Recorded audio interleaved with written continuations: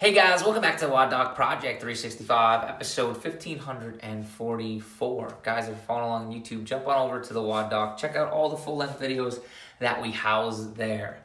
What we're talking about today is a recap from yesterday's episode where we talked about the difference between hinging and bending. And I had some questions come over through DM, and I wanted to be able to just simplify the movement and show you with just a broomstick, right?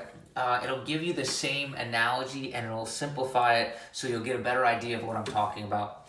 So if I'm here on the side and I'm talking about hinging, if I take a PVC pipe, or in this case this broomstick, and I put it on the top of my foot, like the mid portion of my foot, and I put my shoulder over that, so basically my tummy's tight, right? My legs are again supporting myself. If I push my hips away from the broomstick and the broomstick itself never moves, see how it stays vertical? That's a hinge, right? I'm moving my weight posterior, and if I get to the point where I continue to push back, I will step back and actually the broomstick will move backwards. That is a hinge. So if I am in a position where my shoulder stays hovered over top of my toes, hinge, right? If I don't move my hips backwards and my chest comes forwards, I can still be in the same position or similar. This is exaggerated, but you can see there's anterior translation of the broomstick. This is bending.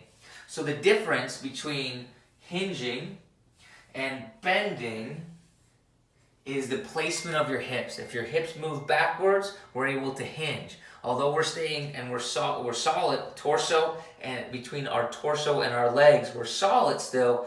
If we're bending forward, we're getting anterior translation, and that's not what we want with those movements that have to do with things like deadlifts or things like where we're lifting off the ground, snatch or clean. All right. Difference between hinging and bending: anterior translation versus posterior, anterior translation of the shoulders versus posterior translation of the hips. Hope this clears this up for you guys. Any more questions, please throw them below or hit me up on Instagram and do it there, all right, at WODdoc. Questions, comments, post them below. Otherwise, we are here each and every day optimizing function to optimize performance.